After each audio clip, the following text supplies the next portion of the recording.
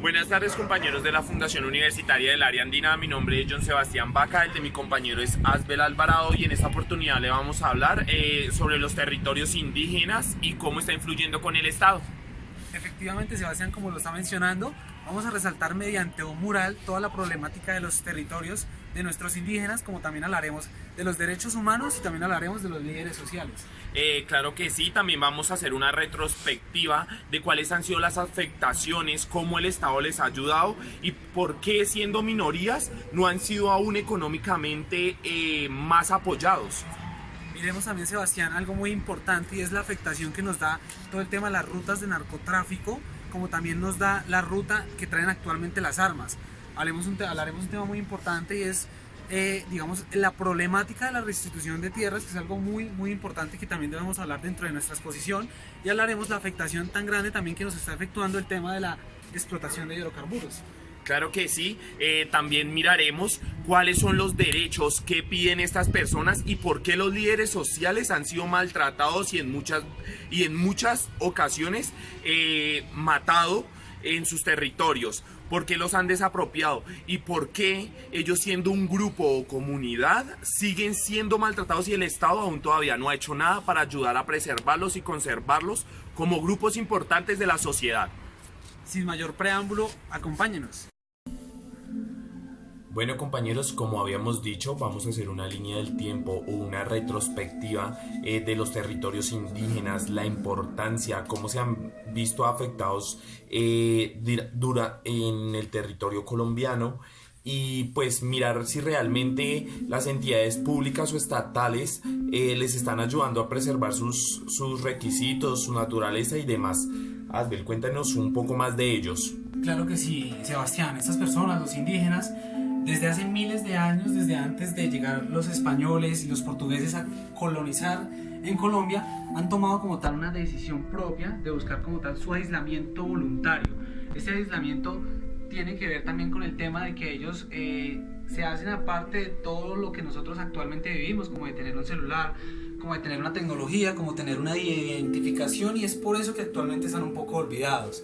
Tenemos en el momento que una de las mayores concentraciones la tenemos en el sur de Colombia, en el Amazonas, por su extensión natural. Una de las grandes, digamos que de los grandes grupos, se llama el Sicuani, que tiene aproximadamente 20.000 entidades. Claramente que tenemos que esta organización o este grupo de indígenas actualmente está como tal aislado. Es un grupo que también está en máxima pobreza. Tenemos actualmente que ellos sobreviven como tal de la caza de animales, las frutas silvestres. Tenemos también de que ellos en su medio natural van a encontrar la leña para su consumo, para, digamos, como tal la cocción de sus alimentos, y tenemos que también tienen la madera para como tal hacer sus casas. Actualmente en Colombia tenemos que hay aproximadamente 1.378.000 habitantes, lo que equivale al 3.4 de los habitantes a nivel nacional. Actualmente el DANE nos dice que son aproximadamente 87 los grupos que tenemos en Colombia, pero la Organización Nacional de Colombia, Indígena de Colombia, la UNIC, nos dice que son aproximadamente 100 grupos étnicos los que tenemos en este momento. Cabe también resaltar que uno de los grupos o de los primeros grupos que tenemos en Colombia, ya un poco reducidos, son los muiscas, que estaban habitando la parte cundiboyacense, y tenemos los paches, que es la parte del Tolima como tal.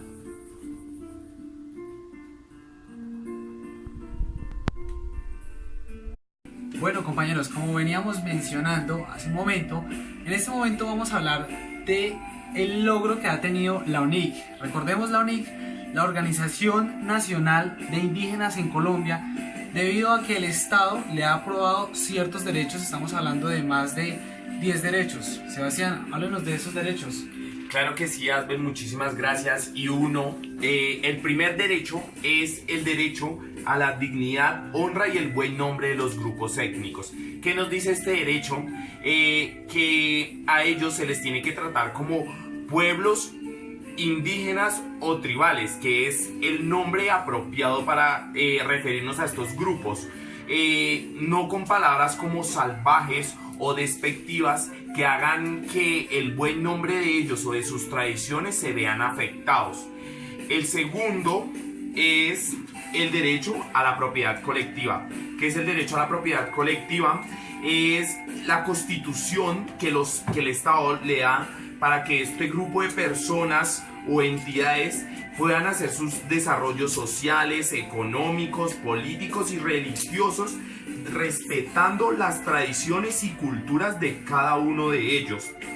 El siguiente es el derecho sobre la tierra. Es el más importante y fundamental, ya que la tierra es la base y es como de donde parte todas las tradiciones de este grupo, ya que aquí es donde se siembra, donde ellos cultivan su alimento, donde más que ser su alimento lo ven como un ser apreciado, como su madre.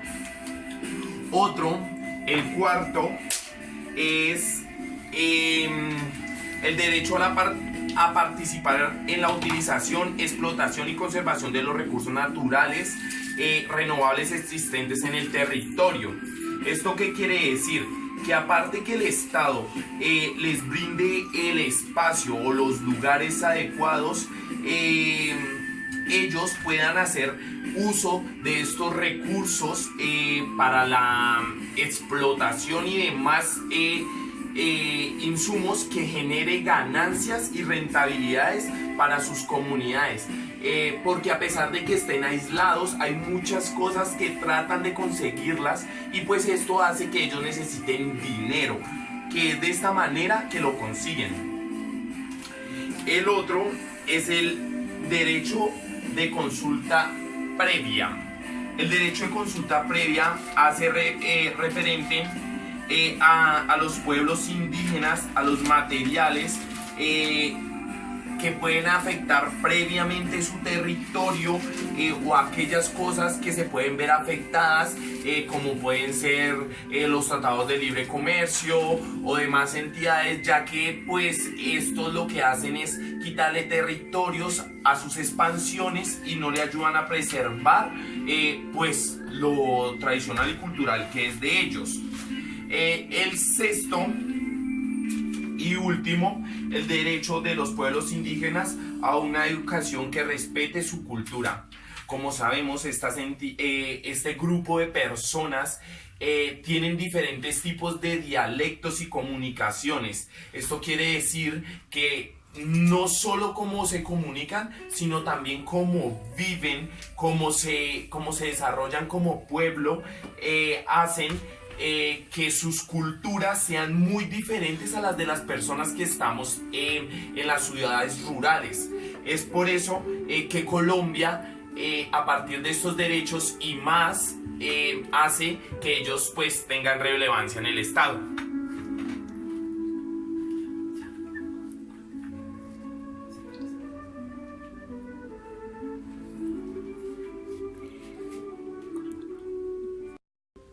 Claro que sí, continuando con esta exposición y temas tan importantes como el que sigue, vamos a hablar de los líderes sociales, su importancia, cómo están siendo ellos representados a nivel nacional, internacional y también como cultura. Esta parte de los líderes sociales es algo bastante impresionante y nuestro compañero Asbel nos va a contar un poco sobre el tema. Efectivamente, Sebastián, como lo veníamos mencionando, yo creo que una de las partes más importantes del tema de los indígenas es la parte de los líderes sociales, quienes los representan. ¿Quiénes son los líderes sociales? Son los defensores de las tierras y los derechos humanos de estas comunidades. Tenemos que en el 2018 hubieron aproximadamente 30 líderes asesinados. En lo que llevamos del 2019 a marzo van 29. Esto sin contar las 800 denuncias que actualmente llevamos, incluidas las agresiones y las violaciones que tenemos a estas comunidades. ¿Desde cuándo viene esta problemática? Esta problemática viene desde hace aproximadamente 60 años, desde la explotación como tal de los hidrocarburos. Los indígenas actualmente nos dicen que no es principalmente el dolor de ellos, la deforestación, sino la parte cultural, la parte espiritual que los afectan realmente. ¿Esto por qué? Porque ¿qué es lo que buscamos actualmente? Despojar a los líderes sociales mediante grupos armados al margen de la ley para poder crear una ruta donde haya el transporte como tal de narcotráfico y de armas. ¿Qué quieren hacerlos? Aislarlos, correrlos hacia un lado, que haya como tal una restitución de sus tierras, se vayan para otra parte para ellos poder troncar como tal una vía y poder seguir delinquiendo como tal con esto. ¿Qué buscan los líderes sociales? ¿Qué es lo que le piden o le suplican al Estado? ¿Qué es lo que ellos quieren? Ellos quieren un plan de desarrollo, quieren proyectos de infraestructura donde tengan agua, donde tengan su propio territorio.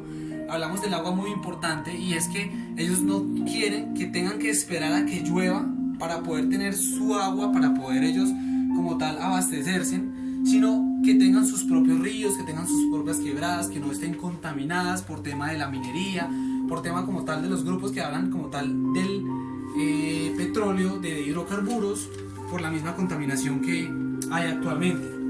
Adicionalmente a esto, el tema del turismo, decimos que muy chévere todo el tema de que vamos a visitar a todos nuestros indígenas, pero principalmente los que se están lucrando de este negocio son las agencias de turismo, son las empresas las que usan como tal. También los líderes sociales, algo muy importante y lo más importante y relevante que buscan como tal es la conservación de la naturaleza, ¿sí? Y una planificación real, que haya una contabilidad. Compañeros, ya para terminar hablaremos dos problemáticas. Sebastián nos las va a comentar. Debemos tener en cuenta que para el tema del idioma de nuestros indígenas, de nuestras comunidades, ellos adoptan como tal su propio idioma, puede ser por medio de señas, por medio de escritos, como los mostramos a continuación en la imagen que les estoy mostrando. Y para terminar hablaremos un poco de las instituciones o organizaciones que nos ayudan a revisar todo este tema. Sebastián. Claro que sí, tenemos dos instituciones, una nacional y para mí la más importante, ya que trata de el territorio colombiano, y es la Organización Nacional de Indígenas de Colombia.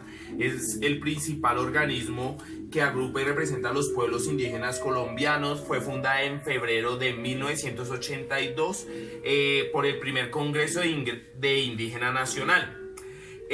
Esta, entre sus principales funciones, está la defensa de la autonomía organizacional indígena, la defensa de los territorios indígenas y recuperación de la tierra usurpados, prioridad colectiva de los resguardos. Aquí hablamos un poco de que esta institución se encarga de garantizar que estos desplazamientos que son forzados por grupos que son al márgenes de la ley, no se vea aún más afectados, sino ayudarles un poco a estas personas para que tengan un desarrollo un poco más digno. La segunda institución, que esta es a nivel internacional, es el Grupo de Trabajo Internacional para Asuntos Indígenas, la OMGIA. Este grupo es independiente, es sin ánimo de lucro. Lo que principalmente busca son los derechos internacionales, cuyo propósito es aprobar y promover los derechos colectivos del mundo de los pueblos indígenas. Fue fundado en 1968 y pues realmente lo que busca es brindar garantías a este tipo de poblaciones.